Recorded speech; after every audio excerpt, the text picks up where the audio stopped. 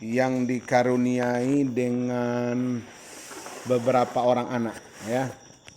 Tidak jadi pakai laptop loh, ya.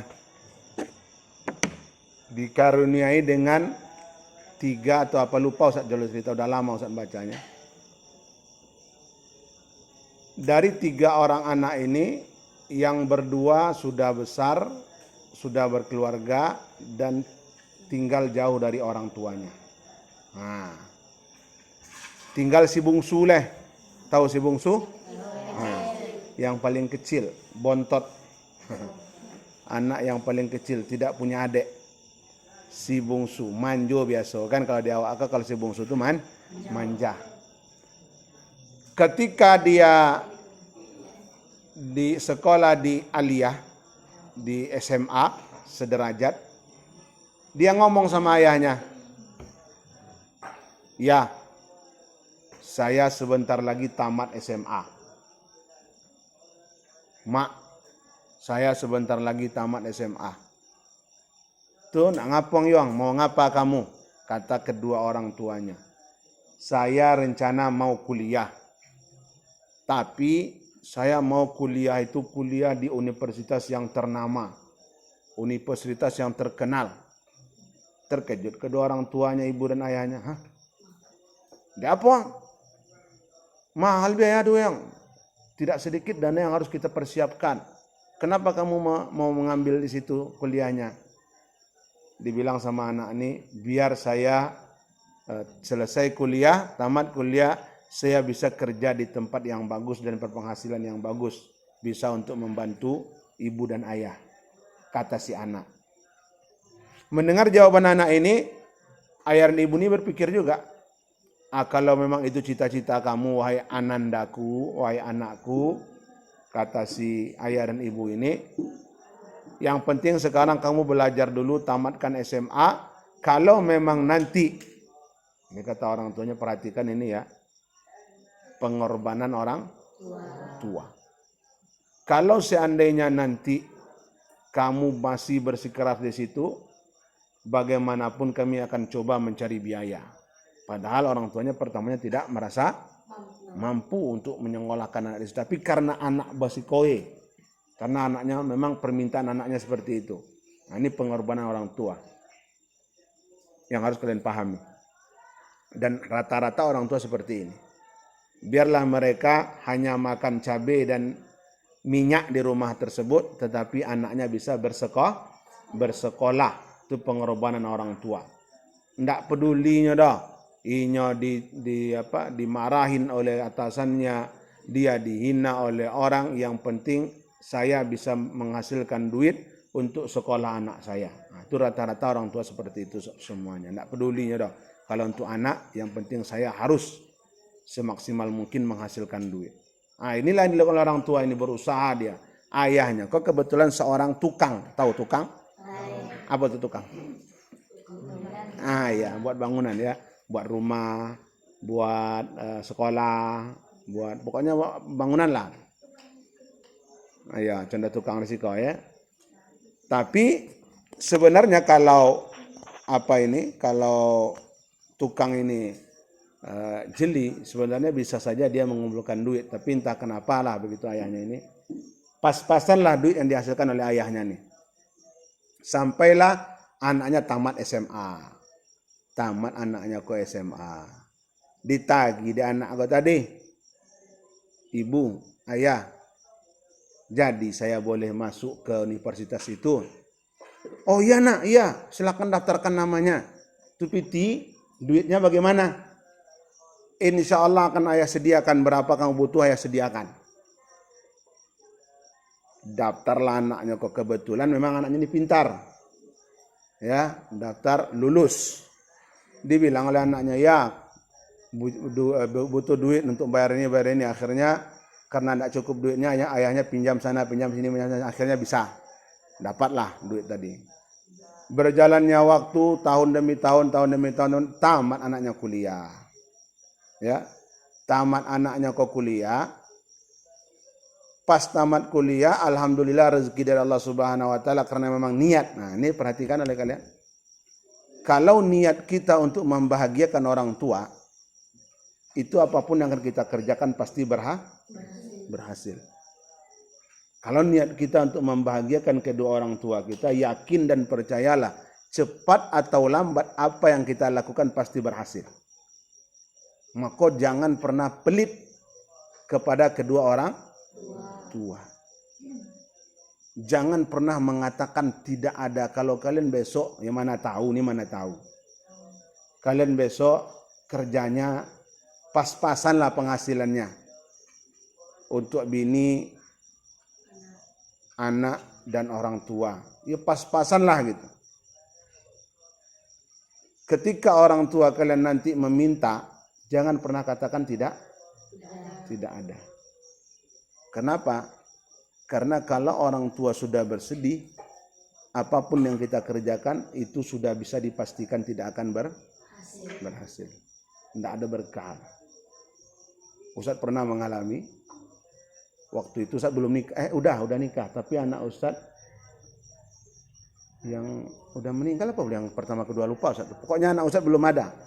Waktu itu Ustadz masih bolak-balik Pekanbaru air tiris gitu kan.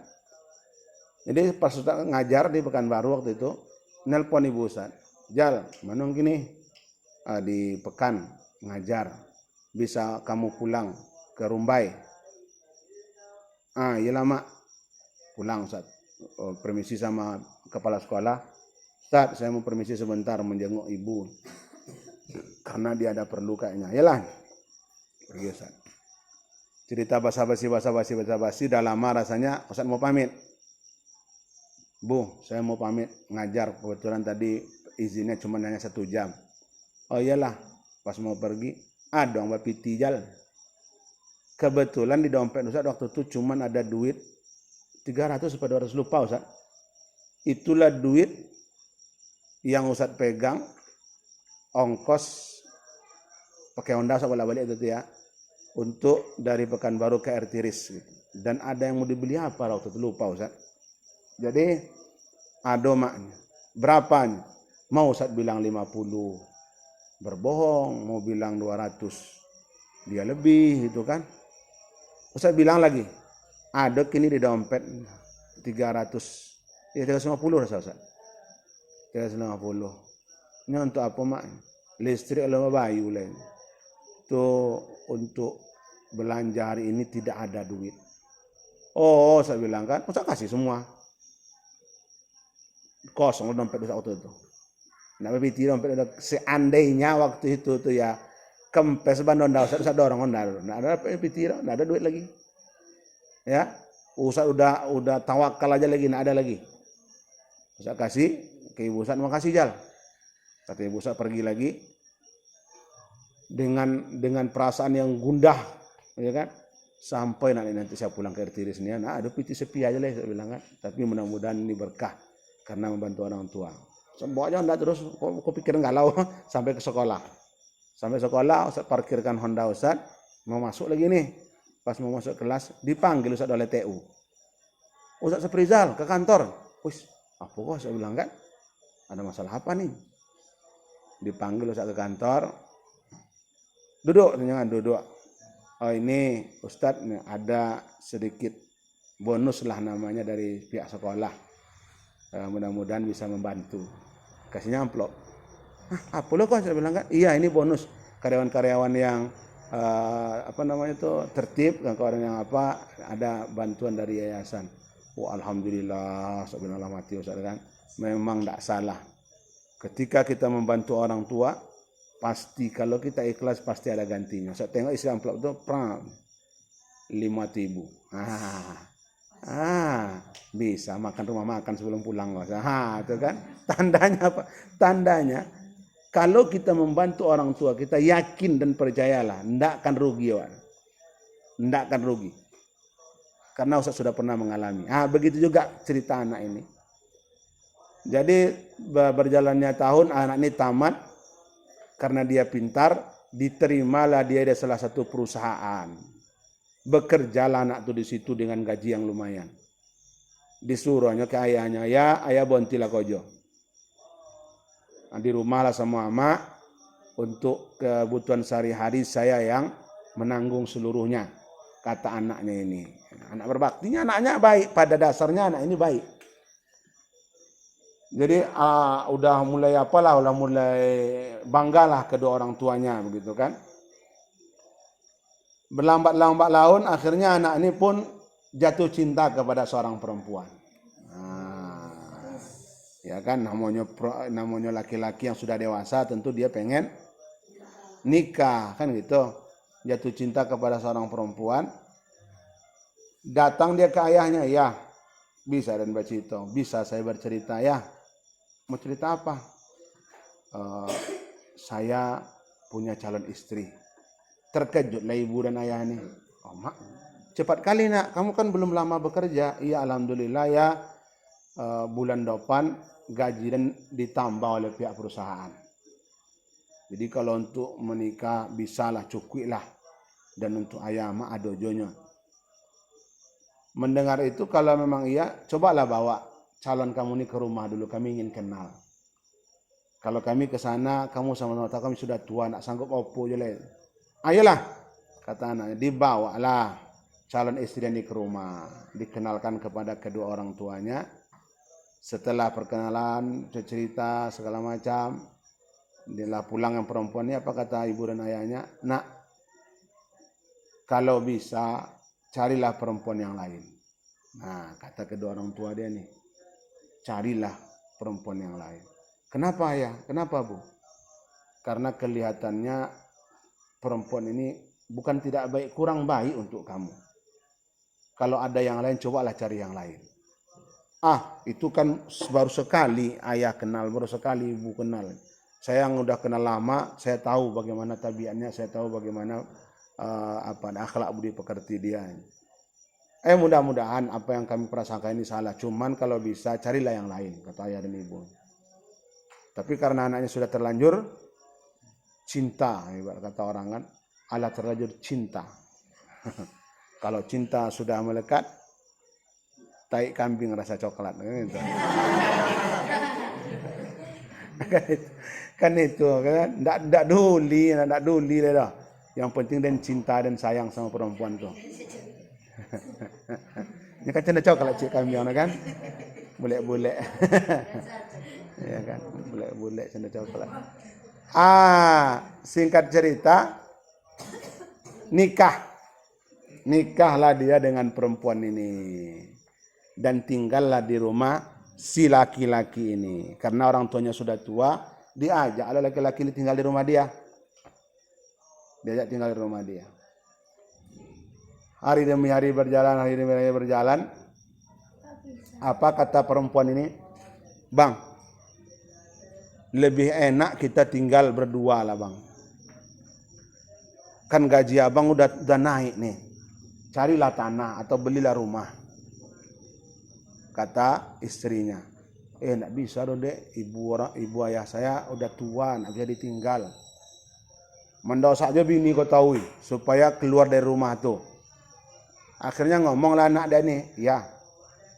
Dan nak nio mandiri. Sikon opo juga kami anggaplah rumah kami lah tua, kami sudah tua begini kata ayahnya kan. Anggap rumah ini rumah untuk kamu. Jangan kemana-mana, di sini aja lah kata ayahnya. Bini dan minta untuk ke mandiri kami, anak di Siko tinggal lain. Tuh mau gimana caranya? Rencana kami mau nyewa rumah kredit rumah. Enggak kontrak kredit kayak rumah KPR ini, kayak rumah perumahan di kreditnya di super bulan gitu, itu pokoknya itulah gitu kan. Mengambil rumah itu katanya. Mikir-mikir ayahnya kan sekian anak gitu dah. Kamu belilah tanah, kamu beli bahan, biar ayah yang buatkan rumah untuk kamu. Jangan kamu bayar. Ayah ngerjakan sampai selesai nanti. Tapi ayahlah tua, enggak masalah. Ayah ansur sedikit, tapi sabar kata ayahnya kan. Mikir-mikir, iyalah biar lebih hemat dana dan segala macam. Akhirnya dicari oleh anaknya tanah dekat, enggak jauh dari rumah ayahnya tuh. Dapatlah. Dibeli bahan, mulailah ayahnya bekerja. Ya.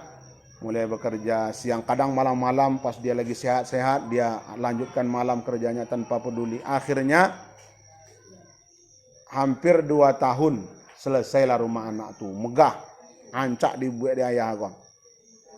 Pindahlah mereka lagi.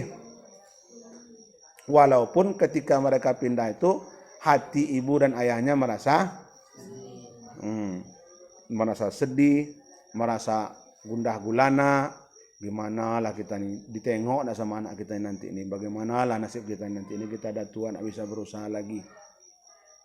Dengan berat hati dilepaskan oleh orang tuanya, anaknya pergi. Apa kata anak? Jauh rumah dan sitan hanya kan bisalah kata anaknya kan. Untuk saya kesini bisalah saya nengok kata anaknya kan. Iyalah, tapi jangan lupa lihat-lihatlah kami kesini kata ayah dan ibunya nih. Berjalannya waktu, entah karena memang ibunya ini terpukul dengan anaknya tidak tinggal dengan dia lagi atau memang sudah takdirnya, sakit amaknya kok. Sakit pertama batuk-batuk, dibilanglah pertama nak dibilang sama ayahnya. Tapi karena nak tahan lagi dibilang, "Nak, pilah tengok ibu." Ibu ang tu lama batuk dia apa don. Tak sembuh batuknya tu don. Dibawalah oleh anak itu ke rumah sakit. Dibilang oleh dokter itu paru-parunya sudah rusak. Tidak bisa lagi, harus dioperasi kata dokter. Dia ditanya oleh ibunya, biaya operasinya berapa dok? Sini. Iyalah dok, kami pikir dulu kata ibunya kan. Pulanglah. Dibilang oleh ibunya ke anaknya, kau nak jangan dioperasi jamak leh. Simpan jelah piti wang dulu untuk keluarga wang, untuk cucu den. Kebetulan dia sudah ada cucunya satu lahir, lupa Ustaz, dia udah lahir cucunya satu. Dia masih kecil, ya masih bayi waktu dia baru lahir, belum sampai setahun umurnya anak. Untuk cucu dan kau beli susu, beli pempes segala macam kata ibunya kan. Tapi ibu kata dokter kau operasin, itu kan menurut dokter, penelitian dokter. Dokter itu bisa jadi salah, bisa jadi benar. Yang penting alhamdulillah sampai detik ini ibu sehat-sehat aja mah. Obat jelah beli, obat pereda rasa sakit kata ibunya. Kan dibeli lah ada anak aku. Tapi yang namanya sakitnya lah parah, memang tak bisa sembuh gitu kan. Tambah parah, akhirnya meninggal ibu dia nih. Meninggal, pulanglah kakak-kakak abang-abang dia nih. Pulang. Disemayamkan, dimandikan, disolatkan, dikafani, disemayamkan. Setelah selesai semua, ngumpullah mereka bertiga. Dibilanglah, dek, kata abang dan kakak dia nih, kami kan jauh, berjam-jam baru bisa sampai ke sini. Bahkan kalau lagi macetnya berhari-hari baru sampai di sini. 2 hari atau 1 hari setengah baru sampai kami ke sini. Karena kamu dekat, bawalah ayah ke rumah. Nah, karena ayah itu tidak bisa jauh-jauh dari rumah dia. Karena kebetulan rumah kamu dekat, bawalah untuk tinggal dengan kamu. Kenapa? Karena takutnya nanti kalau terjadi apa-apa, siapa yang akan tahu kalau dia sendiri di rumah? Ada kawannya lagi, kata abang sama ayahnya. Oh iya juga, kata adik dia ini. Iyalah bang, iyalah kak, nanti saya bujuk ayah untuk tinggal di rumah. Dibujuknya lah ayah untuk tinggal di rumah. Ditinggalkanlah rumah tua tadi, tinggal dia di rumah mewah sama anak dia, si ayah kok tadi. Dan anaknya makin hari makin tambah sukses karirnya, makin tambah banyak ya. Yang dulunya mobil-mobil biasa, sekarang udah mobil-mobil mewah, rumahnya sudah ditambah lagi 1, semakin sukses lah anaknya nih. Dengan kehadiran ayahnya di rumah. Nah, ini juga bukti bagi kita kalau kita mau, karena kita laki-laki ya, tanggung jawab kita kepada orang tua itu sampai mereka meninggal dunia. Bahkan ketika mereka meninggal dunia pun kewajiban kita masih ada, karena kita laki-laki, berbeda dengan anak perempuan. Kalau anak perempuan ketika mereka sudah menikah tidak ada lagi kewajiban mereka untuk berbakti kepada kedua orang tua, karena surga perempuan itu sudah berpindah kepada suaminya. Kalau awak anak laki-laki, enggak. Surga kita, menikah tidak menikah, surga kita tetap kepada kedua orang tua. Makanya laki-laki itu dapat warisan lebih daripada perempuan, untuk itulah guna. Supaya dia bisa merawat kedua orang tuanya ketika sudah tidak mampu lagi mereka untuk beraktivitas atau melakukan sesuatu. Itulah gunanya. Maka tanggung jawab kita laki-laki ini bebannya berat. Ya, maka kalian harus siap tahan banting kalian selaku laki-laki. Jangan mudah menyerah, jangan cengeng, jangan mudah galau, mudah putus asa segala macam. Karena kita laki-laki, tanggung jawab kita banyak. Belum lagi kepada kakak-kakak kita, adik-adik kita yang perempuan, kita bertanggung jawab. Kenapa? Kalau seandainya ayah dan ibu kita, ayah kita meninggal dunia dan kita tidak punya abang laki-laki, kita yang makan menikahkan mereka. Karena kita lebih berhak untuk menikahkannya, gitu. Karena kita anak laki-laki satu-satunya. Nah, ini ya, beban kita berat. Jadi bertambah sukseslah karena anak dia ini. Seiring dengan itu sakit pula ayahnya, sama kayak sakit yang diderita oleh istrinya. Akhirnya penyakit menular. Ya, sakit. Tok batuk joko jo ayah ko siang malam batuk joko jo. Namanya lah paru-paru lah dah bagus lagi kan. Anak dia ini udah mulai lasak lah, dah mau setahun setengah, mau masuk 2 tahun. Jadi mungkin bini atau istri dia ini mungkin udah risih juga lah mungkin dengan batuk mertua dia nih. Pas pulang lagi, berpulang kerja, apa kata istrinya ini, bang, saya mau cerita. Nah, apa dek? Apa sayangku? Iko anak kita sudah lasak dan dia sering main sama datuknya, sama kakeknya, sama ayah abang. Ayah abang tahu batuk-batuk kok jo pindah ke anak kecil baru kan. Tuh kata suaminya kan. Mau gimana lagi katanya kan. Ya dikasih aja lah anak itu obat, dikasih anak itu dijaga kesehatan, dijaga makannya kata suaminya kan. Nggak bisa dah bang. Memang harus dipisahkan. Tuh bapak cara kata suami dia nih. Abang buatlah sudang-sudang di belakang rumah kecil. Apa rumah-rumah kecil lah gitu kan. Dibuat di belakang rumah. Suruh ayah abang tinggal di situ biar tidak terganggu oleh anak kita. Mikir suami, ndaklah durhaka saya nanti, masa disuruh pula dia tinggal di belakang sementara kita tinggal di sini. Mana abang nih anak awak sakit atau buat rumah untuk ayah abang tuh? Kata istri dia nih. Ayolah, carilah tukang, dikerjakanlah rumah itu selesai. Disuruhlah ayah aku tinggal di belakang tuh. Dibilang ya, bukan karena saya tidak mau memelihara ayah, bukan saya karena tidak apa, tapi ini demi kesehatan anak saya, cucu ayah, kata anaknya. Jadi terpaksa ayah di sini kami taruh, dan ayah tidak perlu masuk lagi ke rumah sana. Nanti makanannya diantar oleh istri saya. Pagi diantar, siang diantar, malam diantar. Apa kebutuhan ayah nanti tinggal bilang sama istri saya. Oh kalau memang itu yang terbaik kata ayahnya kan, walaupun hati ayahnya sedih ya, hancur hati ayah sebenarnya, tapi ya biarlah kata ayahnya kan, demi kesehatan cucuku biarlah. Tinggal layaknya ayahnya di rumah kecil gitu kan, kecil rumah itu kayak gudang gitu kan, tinggallah di situ ayahnya. Dan kesalahan anak laki-laki dia ini, tidak dia lihat-lihat ke rumah belakang tempat ayahnya tuh, karena dia berprasangka istrinya melayani ayah dia itu gitu kan, ngasih makannya, olah mandi apa alun segala macam, dibaras yang di rumah ayah atau tidak, prasangkanya dilakukan oleh istrinya. Maka tidak ditengok-tengok oleh dia dong. Setiap ditanya gimana ayah dia, udah aman tuh bang, kalau masalah ayah itu nomor 1 kata istrinya. Sampai suatu ketika anak dia ini udah 2 tahun ya, 2 tahun lebih lah, main ke belakang rumah kan, kebetulan pintu belakang itu terbuka, biasa dikunci oleh ibunya. Sampai belakang, penasaran dia, nama anak-anak umur 2 tahun setengah itu kan sedang ingin tahu segala-galanya. Tengok ada rumah, diketok-ketoknya, tidak ada yang buka dong. Pas dibuka ada orang, terbuka pintu kayu itu, tengok ada orang tidur. Siapa yang tidur nih? Didekatinya, batu ada tuh, tekaji anak gua. Larinya. tersadar datuk ini kan tengok cucu Den mah sini kata datuk ke cucunya. Alhamdulillah anak ni masih kenal ke datuknya kah, masih terbayang-bayang ni muka datuk tak ketek kan, datuk ya. Mereka anak itu akhirnya bercerita datuknya kan.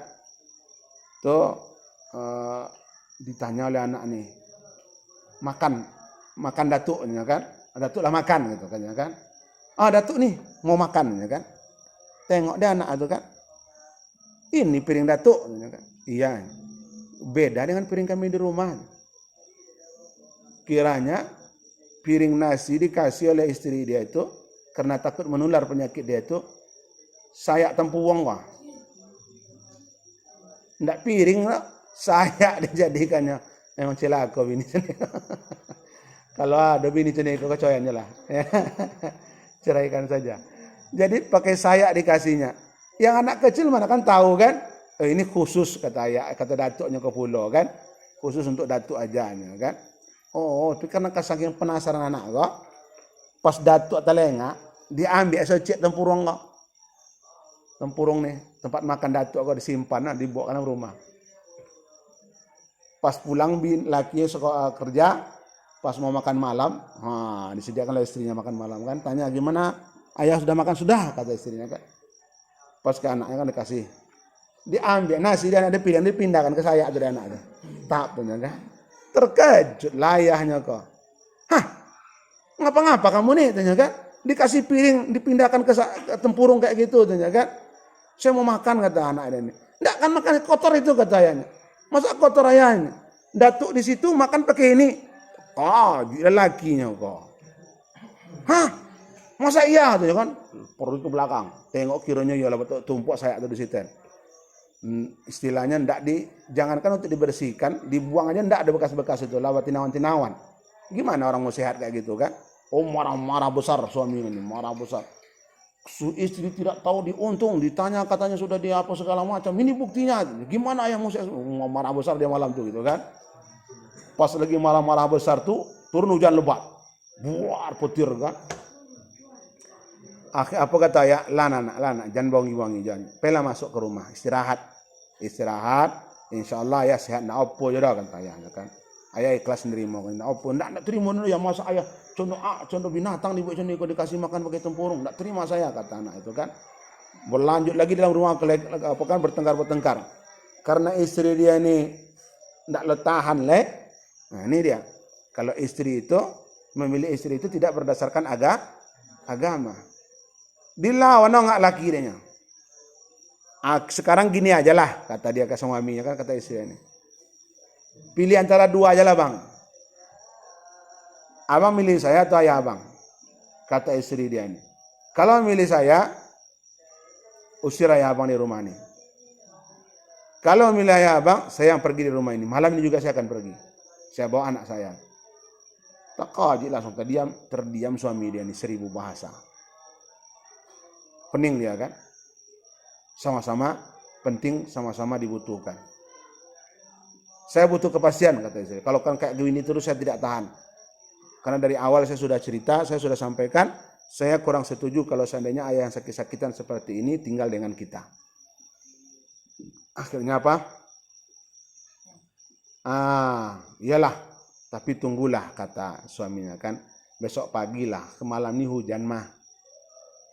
Besok pagi baru saya carikan nanti rumah yang tidak jauh dari sini kontrakan, saya suruh ayah tinggal di situ. Ndak dan nyu malam kerja ayah nak di rumah lain. Suap pagi ayah tu nak di sekolah. Kemana mau saya cari tengah malam seperti ini rumah ni, orang hujan-hujan lebat kayak gini. Marah-marah, ndak saya mau terdengar lah oleh ayahnya kok. Bakal beres-beres lah ayah dia ni. Beres-beres dimasukkan di baju dalam kantong plastik, dibungkui, dibawa selimut ininya kan. Karena malam tu hujan dingin, ayahnya sakit paru-paru kan, tak bisa dah kan. Batuk ayah payah ketok-ketok pintu belakang rumah anak. Assalamualaikum, ya kan? Mau kemana ayah? Kayaknya merepotkan kalian ayah tinggal di situ. Biarlah ayah cari di luar kontrakan. Jangan lihat siku dulu malam kau besok pagi. Nak apa-apa ya nak. Ayah masih kuat terbatuk ayah tadi kok. Jangan ayah, ndak apa jodohnya. Ayah pamit ya. Pamit ayahnya kok. Biarkan aja lah bang. Kata istri dia nih. Pamit ayahnya kan. Dengan perasaan yang galau dilepaskan oleh anak dia nih. Akhirnya malam berlalu, hujan pagi pun reda. Pas pagi, dia tengok depan rumah, orang ramai. Ramai depan jalan depan rumah itu ramai orang kumpul. Apa acara nih? Kata orang nih. Datang keluar dia tanya, ada apa? Ini ada orang udah meninggal, tanya kan? Kami nak kenal siapa nih, tanya kan? Dia pakai selimut. Terbayang dia ayahnya langsung kan? Tengok situ, kiranya ya ayah. Meninggal kedinginan malam tuh. Ya, ditunggu di tepi jalan. Dia ayah kan mati meninggal kedinginan di tepi jalan. Akhirnya dibawa oleh anaknya, jasadnya ke dalam rumah. Dengan penuh penyesalan, dikebumikan segala macam, selesai semuanya. Kemudian berjalanlah waktu seperti biasa, anaknya tumbuh besar. Tetapi yang namanya istri yang tidak didasarkan kepada agama, ya, istri yang tidak dipilih bukan berdasarkan agama, dia tidak pernah merasa puas dengan penghasilan suaminya dan dia ingin lebih lagi, dituntutnya lebih dari suaminya. Kami mau juga mobil, bolehkanlah mobil lagi untuk istrinya. Mau itu segala macam. Setelah meninggal ayah dia ini, karir anak dia ini makin hari makin merosot itu deh. Tentu gaji berkurang, tidak bisa mencukupi kehidupan istri dia. Akhirnya pinjam sana, pinjam sini, pinjam sana, terlilit utang. Menuntut dia nilai. Terpaksalah piti perusahaan dipakainya, korupsinya. Tertangkap oleh pihak polisi, dikadukan oleh bosnya kok. Tertangkap anaknya kok masuk penjara. Tinggallah istrinya dengan anaknya di rumah lagi. Dihukum sekian tahun gitu kan. Singkat cerita, setelah sekian tahun berlalu, anaknya kok lah mulai besar lah, SMA lah gitu kan. Lalu dibilang oleh ibunya, nak, moh awak ke lapak. Ngapa bu? Ayah belum waktunya dijenguk, beri besuk hari ini lagi. Iya, tapi ayah kamu dapat keringanan hukuman dan dia dibebaskan hari ini. Katanya, yuk aja opi ayah awak yuk. Saking gembira anaknya, mulah gitu kan. Hati-hati bawa mobilnya, kata ibunya. Yalah, kamu belum pandai kali lagi, pelan-pelan aja lah. Iyalah, kata anaknya kan. Pergilah menjemput sang ayah ke lapas, ya, ke kantor polisi, ke penjara. Agak jauh kan. Pas dari kejauhan, pas mau sampai di kejauhan dan nampak, itu ayah lah nunggu. Kata ibu, ayah dah nunggu. Anakku gembira kan. Saking gembiranya tak sadar lah. Tokan koncang gak semeng, kan. Jadi apa kata ibunya? Udah mau sampai nih, pelan-pelan aja lah, pelan-pelan, ya kan? Iya bu, ya kan? Pelan-pelan ceret, itu kan. Pas ada ke ayah, kan entah saking gembira entah apa, Allah Ta'ala alam. Itu saya bilang tadi ya, hukum karma tadi. Percaya atau tidak percaya itu berlaku. Jadi lakan mau dekat lagi sampai ke ayah dia nih, tertekan gas itu, dilondo ayah, brus. Dilondo, dilindasnya ayah pakai mobil kok tadi. Mati pula ayah. Bagaimana ayah dia mati di tepi jalan, begitu pula dia dibuat oleh anaknya. Mati di tepi jalan oleh anaknya sendiri. Jadi jangan pernah kita durhaka kepada kedua orang. Seperti apa kamu melakukan orang tua, seperti itulah nanti kamu akan diperlakukan oleh anak-anak kamu besok. Orang yang melawan ke ayah omak ini, dia punya anak besok, condo itu pula ke kalian. Coba lihat tengok anak saya kalian.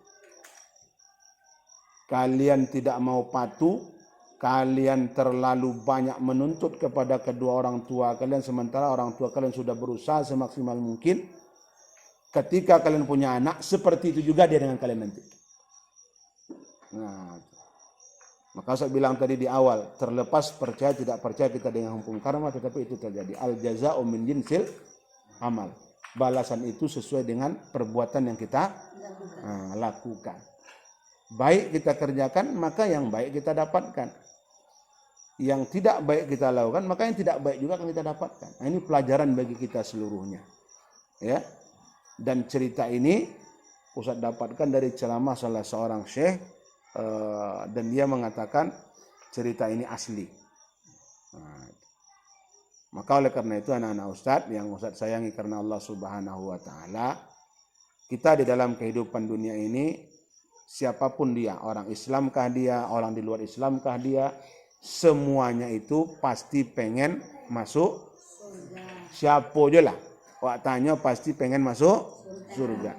Semua kita di sini saya tanya pasti semua ingin masuk surga. Tidak ada nak masuk surga.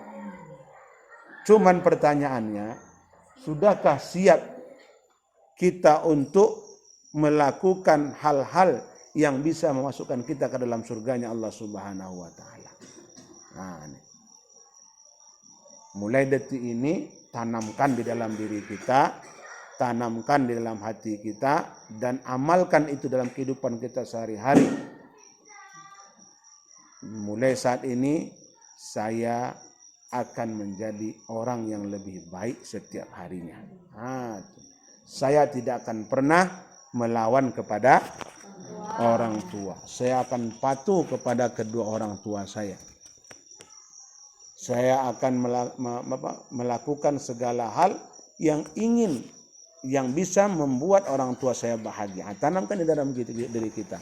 Yakin dan percayalah anak Ustaz, kalau ini kalian lakukan, insya Allah apapun yang kalian perbuat, apapun yang kalian lakukan akan menjadi sebuah keberhasilan